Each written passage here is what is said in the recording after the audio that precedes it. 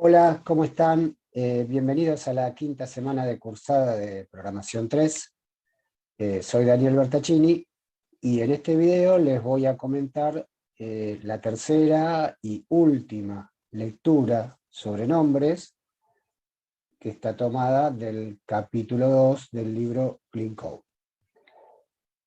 Y bueno, siguiendo con los distintos consejos que nos está dando el capítulo de este libro, bueno, aquí tenemos el de evitar mapeos mentales, ¿no? Siempre los consejos en cuanto a los nombres que estamos poniendo, ¿no? Evitar mapeos mentales, lo que está diciendo acá es que esto normalmente ocurre cuando los nombres de variables que estamos usando, por ejemplo, no usan términos del dominio ni términos de la solución, ¿sí? Del dominio de la solución. Y acá da un ejemplo con nombres de variables de una sola letra, que obviamente nosotros estamos acostumbrados a usarlo, pero como contadores de ciclos, ¿no? Como usando I, J o también K, ¿no?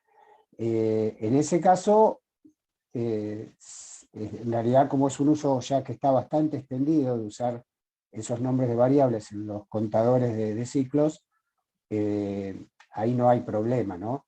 El tema es cuando queremos usar variables de una sola letra en otro contexto, y digamos, no está bueno, digamos, porque un nombre de variable de una sola letra no da mucha idea de significado, ¿no? Por ejemplo, acá dice que es pobre, digamos, usar la letra C simplemente porque A y B ya están usados, ¿sí? Usar el nombre de variable C, A, B y C, no indica que tienen A, B y C, ¿no?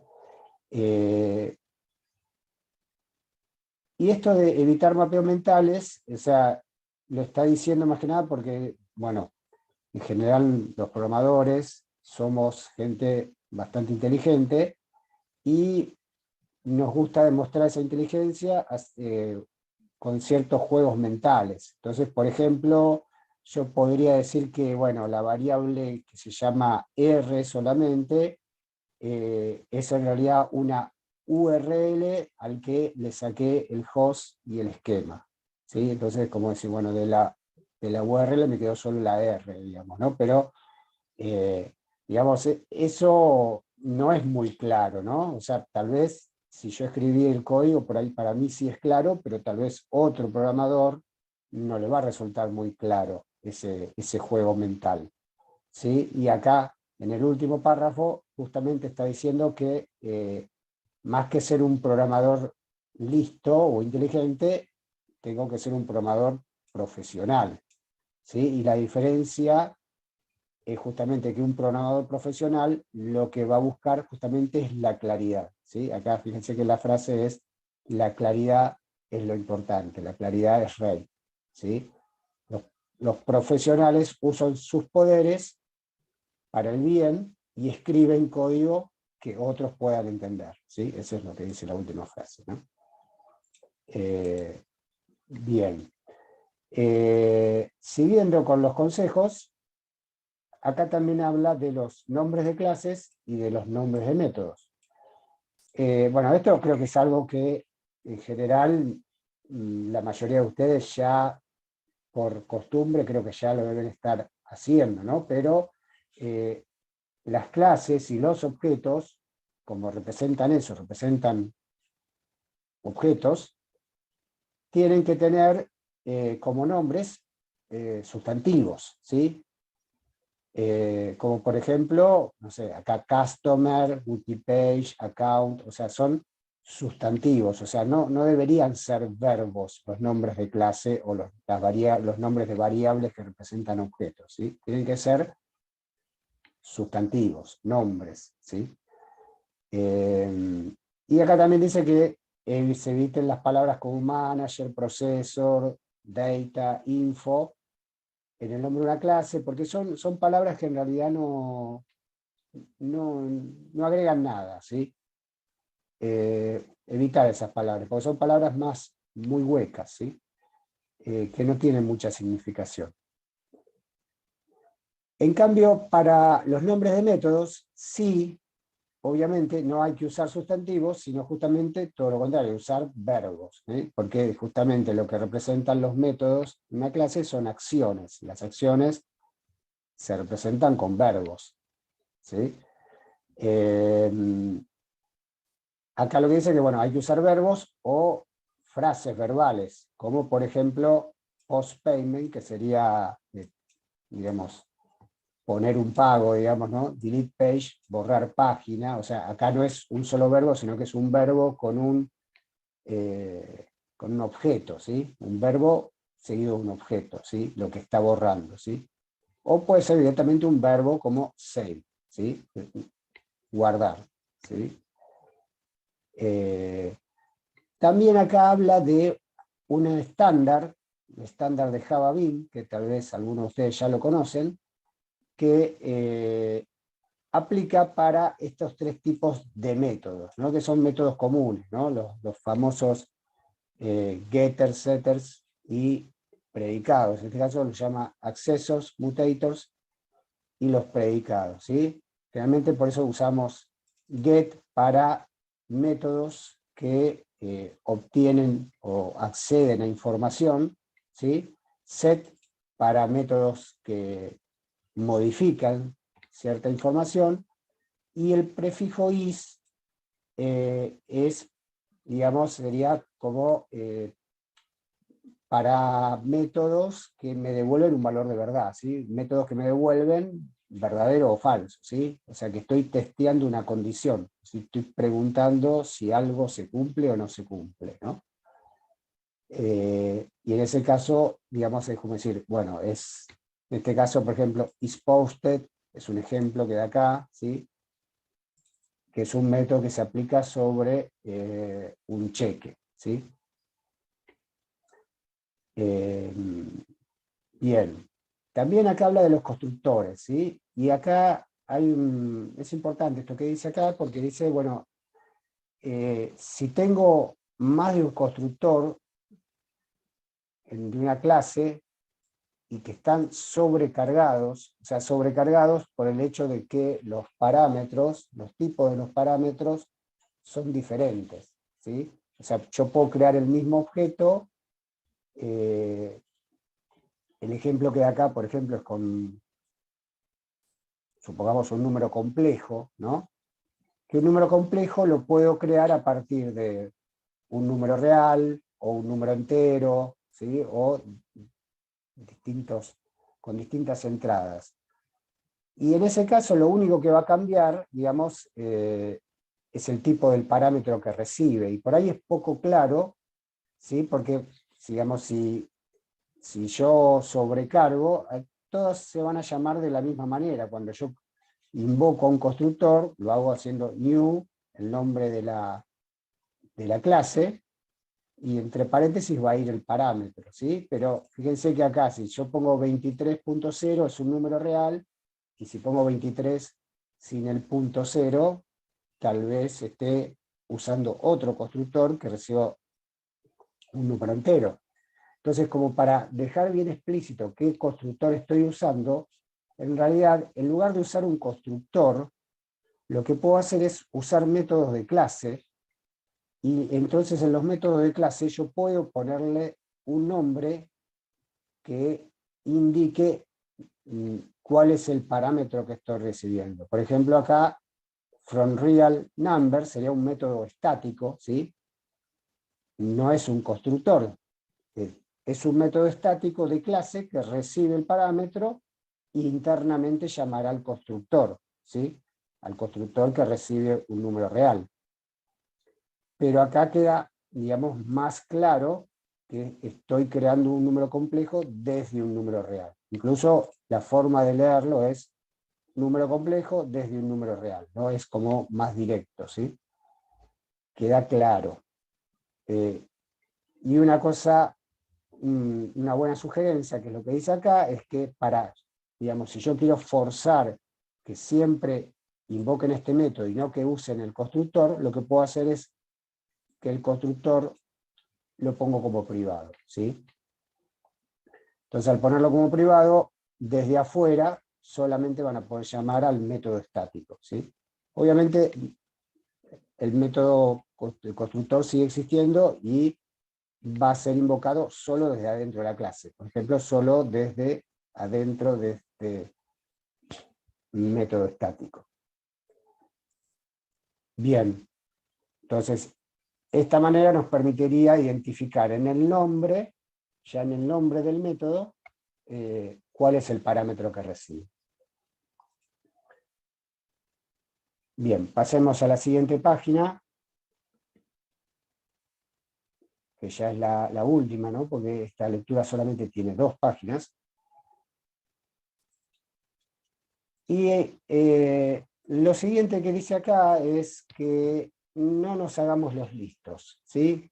Don't be cute, ¿sí? Digamos, lo que está diciendo acá es que si nosotros nos queremos hacer un poquito los listos, a veces podemos, pasándonos de listo, usar, en lugar de nombres claros, usar nombres que tengan ese significado, pero que por ahí sea más una broma interna del grupo de programación, o que tal vez sea algo muy coloquial del lugar del que estoy programando, ¿sí? Por ejemplo, acá da un nombre de método que le dice granada de mano. O sea, granada de mano es como medio, ¿qué tiene que hacer un método granada de mano? Bueno, obviamente, en este caso probablemente sea algo que elimine algo, ¿no? En este caso, por ejemplo, sería mejor llamarlo delete items, ¿sí? Borrar ítems, que llamarlo granada de mano, ¿sí? O sea, es como medio una frase medio coloquial esto, ¿no?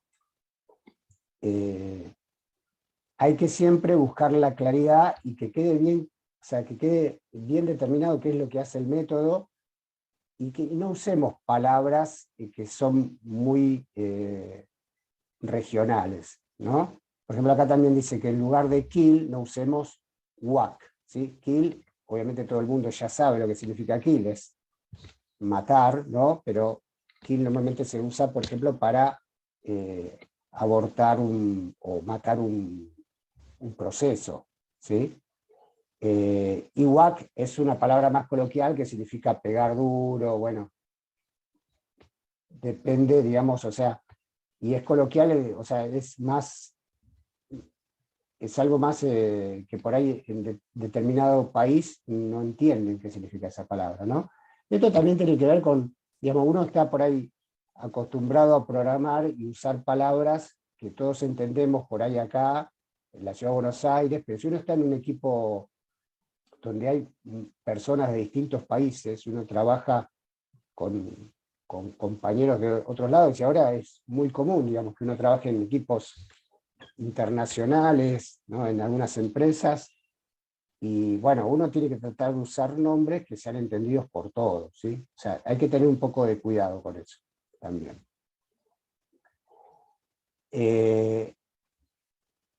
La siguiente sección lo que trae es el tema de usar, siempre elegir una sola palabra para el mismo concepto, ¿sí? Si yo tengo la misma acción que la llamo de distintas maneras, eso es confuso, ¿sí? Por ejemplo, acá da el caso de, por ejemplo, las palabras fetch, retrieve y get pueden ser todas equivalentes, ¿sí? Tal vez, ¿no? Y tal vez si yo miro el código y a veces para una clase uso una palabra y para otra clase uso otra palabra distinta, por ejemplo, para una clase uso fetch, pero para otra clase uso retrieve, eso no está bueno, ¿no? Porque no está bueno porque, digamos, cuando yo tenga que invocar a esos métodos, tengo que estar acordándome si le puse get, o le puse fetch, o le puse retrieve, dependiendo del nombre de la clase, y eso me hace perder tiempo, ¿no? Entonces, normalmente esto a veces en los equipos de trabajo se pone como ciertos estándares y uno ya sabe que los métodos que, no sé, que hacen ciertas cosas, todos los llamamos de la misma manera, ¿no? Es una cuestión de ponerse de acuerdo y usar siempre la misma palabra para acciones similares, ¿sí?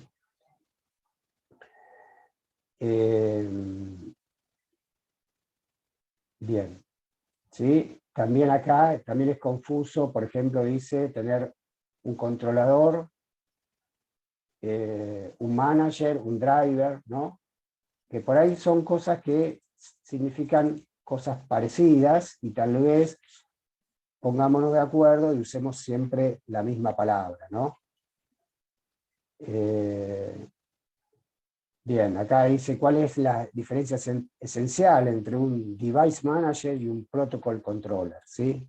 No son los dos controladores o los dos managers, digamos.